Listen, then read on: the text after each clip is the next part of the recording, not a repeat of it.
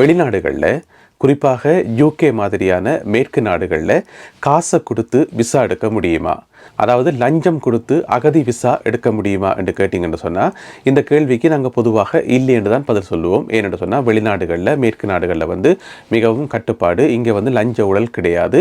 எனவே இந்த கேள்விக்கு இல்லை என்றது தான் பதில். ஆனால் அந்த பதிலை மாத்திர விதமாக இப்போ ஒரு சம்பவம் யூகேயில் நடந்திருக்கு, அதுவும் ஹோம் ஆஃபீஸில் நடந்திருக்கு. அது என்ன சம்பவம்ன்றதை இந்த வீடியோவில் விளக்கமாக விரிவாக பார்க்க போகிறோம். அதோடு சேர்த்து நாங்கள் அவசியம் தெரிந்து கொள்ள வேண்டிய முக்கியமான 2 தகவல்களையும் பார்க்க போகின்றோம். எனவே வாங்க நேரடியாக வீடியோக்குள்ளே போகலாம். தமிழடியான் யூகே யூடியூப் சேனலுக்கு உங்கள் அனைவரையும் வருக அன்புடன் வரவேற்கின்றேன். பிரித்தானியாவில் வாழ்கின்ற தமிழ் மக்களுக்கு பயன்படக்கூடிய முக்கியமான தகவல்களை தாங்கி வருகிறது தமிழடியான் யூகே யூடியூப் சேனல். நான் சொன்ன இந்த சம்பவம் மார்ச் மாதத்தினுடைய தொடக்கத்தில் நடந்தது ஹோம் ஆஃபீஸில். அதோட சம்பந்தப்பட்ட அதிகாரி இப்போ கைது செய்யப்பட்டு தடுத்து வைக்கப்பட்டு விசாரணை செய்யப்பட்டு கொண்டிருக்கின்றார். என்ன சம்பவம் என்று சொன்னால், ரெனாஸ் என்று சொல்லப்படுற ஒரு ஆள், அது அவருடைய சொந்த பேர் கிடையாது, ஊடகங்களில் சொந்த பேர் வெளியிடக்கூடாதுன்றதுக்காக ரெனாஸ் என்று சொல்லி அவர் அழைக்கப்படுறார். அவர் ரெனாஸ் என்ற நபர் ஹோம் ஆஃபீஸுக்கு விண்ணப்பிச்சிருக்கிறார் அகதி அந்தஸ்து கேட்டு. அவர் வேறொரு நாட்டிலிருந்து அண்மையில தான் யூகேக்கு வந்தவர். அப்போ ஹோம் ஆஃபீஸுக்கு அப்ளை பண்ணியிருக்கார் அகதி அந்தஸ்து கேட்டு.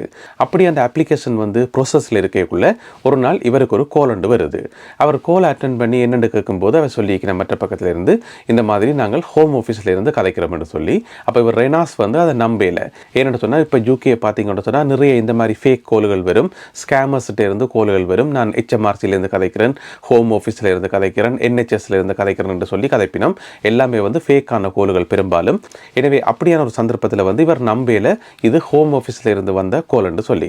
ஆனால் மற்ற பக்கம் கதைச்சவர் சொல்லியிருக்கிறார், உன்னுடைய ஃபர்ஸ்ட் நேம் இது, லாஸ்ட் நேம் இது, உன்னுடைய டேட் ஆஃப் பர்த் இது, நீ ஹோம் ஆஃபீஸுக்கு அப்ளை பண்ணிக்கிற அகதி அந்தஸ்து கேட்கறதுக்கு உன்னுடைய கேஸில் இன்னென்ன விஷயங்கள் எல்லாம் சொல்லப்பட்டிருக்கு, உனக்கு உன்னுடைய நாட்டில் இன்னென்ன பிரச்சனைகள் எல்லாம் இருக்குன்னு சொல்லி அவர் அந்த கேஸில் என்னென்ன விஷயங்கள் எல்லாம் கொடுத்தாரோ அவ்வளோ விஷயங்களையும் அந்த மற்ற பக்கம் கதைச்சால் சொல்ல தொடங்கிட்டது.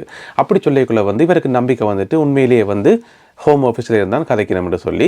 அப்போ இவர் கேட்டுக்கிறார் என்ன விஷயம் என்று சொல்லி. அப்போ மற்ற பக்கம் கதைச்சவர் சொல்லியிருக்கார், இந்த மாதிரி நான் தான் உனக்கு கேஸ் ஒர்க்கராக இருக்கிறேன், உனக்கு வரப்போகிற அப்பாயின்மெண்ட்டுக்கு நான் தான் வரப்போகிறேன், எனவே உனக்கு ரிஃப்யூஜி விசா வேணும் என்று சொன்னால் நீ ஒரு 2000 பவுண்ட்ஸ் 10,000 பவுண்ட்ஸ் நீ எனக்கு தந்தி என்று சொன்னால் உனக்கு உடனடியாக அக்செப்ட் பண்ணி நான் தருவேன் என்று சொல்லி டீல் கதைச்சிருக்கிறார்.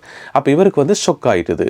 பொதுவாகவே இப்படி ஹோம் ஆஃபீஸில் இருந்து எடுத்து கதைக்க மாட்டாங்க, அதுவும் 10,000 பவுண்ட்ஸ் தான் நான் உனக்கு விசா தரேன் என்று சொல்லி எல்லாம் கதைக்க வாய்ப்பே இல்லை. எனவே இவர் சொல்லியிருக்கார், நீங்கள் வீடியோ கொள்ள வாங்க நாங்கள் கதைப்போம் என்று சொல்லி. அதை கேட்டுட்டு ஹோம் ஆஃபீஸில் வேலை செய்தவர் அவர் என்ன செய்கிறார் சொன்னால் வீடியோ கொள்ள வந்திருக்கார். அவர்கிட்ட கஷ்டகாலமோ இன்னும் தெரியல, வீடியோ கொள்ள வந்திருக்கார். இவர் என்ன செய்கிறார், ரெனாஸ் அந்த வீடியோ கொள்ள ரெக்கார்ட் பண்ணியிருக்கார். ஏன்னு சொன்னால் இந்த ரெனாஸ் என்று சொல்லப்படுற இந்த நபர் அவருடைய சொந்த நாட்டில் ஒரு ஜேர்னலிஸ்ட், அதாவது எந்த நாடுன்ற அது குறிப்பிடப்படையில அவருடைய சொந்த நாட்டில் அவர் ஒரு ஜேர்னலிஸ்டாக இருந்திருக்கார். அவருக்கு இந்த மாதிரியான விஷயங்கள் எல்லாமே கொஞ்சம் அத்துப்படி.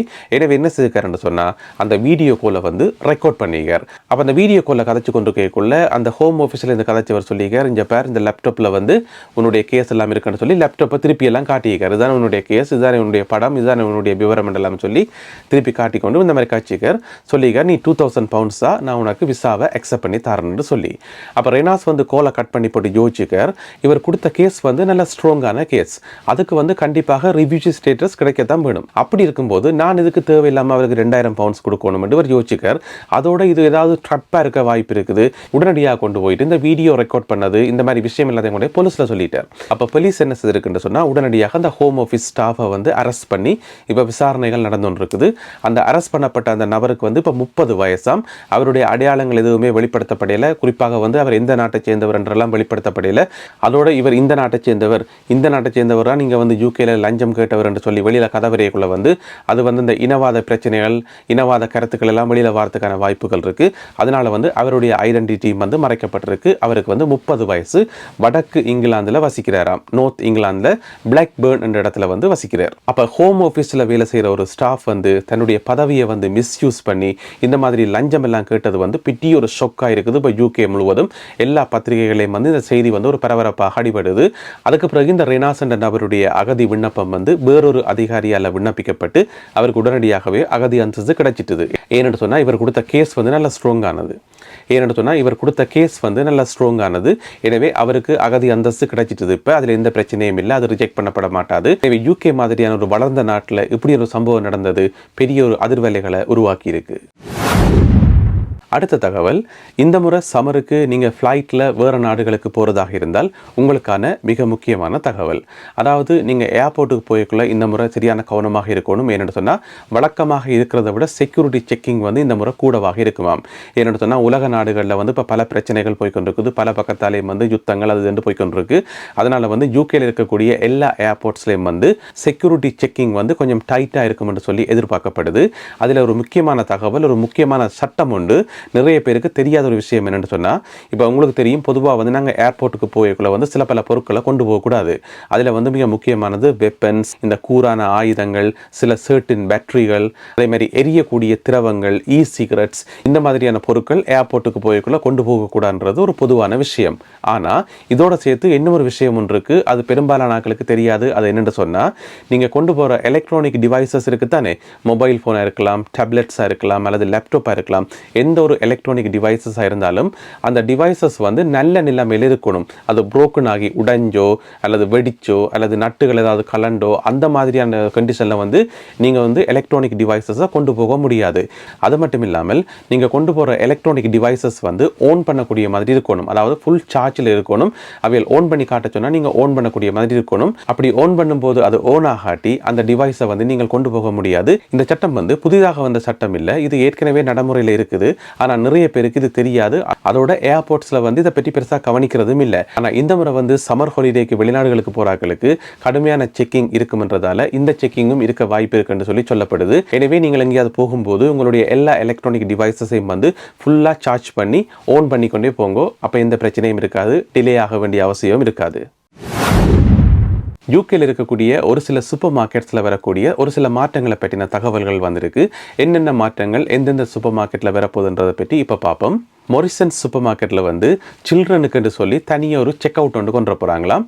அதோட சில்ட்ரனுக்குன்னு சொல்லி தனியாக ஒரு ட்ரொலியும் கொண்டு போகிறாங்களாம். ஸோ நீங்கள் சின்ன பிள்ளைகளை கூட்டிக் கொண்டு ஷாப்பிங் போய்க்குள்ள அவையில் தாங்களும் தங்களுக்குன்னு சொல்லி ஒரு ட்ரோலி எடுத்துக்கொண்டு தள்ளி கொண்டு வருவினோம். அதோட அவையிலும் ஷாப்பிங் செய்யலும், அதோட அவையில் தனியாக செப்பரேட்டாக செக் அவுட் செய்யவும் மேலும் அந்த செக் அவுட் இடத்துல வந்து ஒரு மொரிசன் ஸ்டாஃப் ஒரு ஆள் இருப்பார். அந்த ஸ்டாஃப் வந்து அந்த சின்ன பிள்ளைகளுக்கு வந்து அசிஸ்ட் பண்ணுவாராம். இது ஏன் இந்த திட்டத்தை கொண்டு வராங்கன்னு சொன்னால், சின்ன பிள்ளைகளும் வந்து அந்த ஷாப்பிங் செய்கிற ஒரு எக்ஸ்பீரியன்ஸ் கிடைக்கணும். அதன் மூலம் சின்ன பிள்ளைகளோட தன்னம்பிக்கையை, கான்ஃபிடன்ஸ் லெவலில் வந்து அதிகரிக்கலாம் என்று சொல்லி அவையிலே ஓனாக ஷாப்பிங் செய்யும்போது அவைக்கு ஒரு தன்னம்பிக்கை வரும் என்று சொல்லி மொரிசன்ஸ் தரப்பில் சொல்லப்படுது. செயின்ஸ்பரி சூப்பர் மார்க்கெட்டில் வந்து இனிமேலும் எவ்ரிடே லோ பிரைஸ் என்று சொல்லி ஒரு செக்ஷனோடு வரப்போதாம். அந்த செக்ஷனில் வந்து கிட்டத்தட்ட 1000 வரையான பொருட்கள் வைக்கப்பட்டிருக்குமாம். அந்த 1000 வரையான பொருட்களுக்கும் அந்த ஒரு குறிப்பிட்ட நாளில் வந்து விலை குறைக்கப்பட்டிருக்குமாம். அதாவது முதல் நாள் 5 பவுண்ட்ஸ் வித்த ஒரு பொருள் வந்து அடுத்த நாள் 3 பவுண்ட்ஸோ 2.5 பவுண்ட்ஸோ விற்கிறதுக்கான வாய்ப்புகள் இருக்குமாம். எவ்ரிடே லோ பிரைஸ் என்ற அடிப்படையில். ஸோ எந்த நாளில் எந்த பொருள் வந்து இதில் வைக்கப்படும் என்று சொல்லி தெரியாது.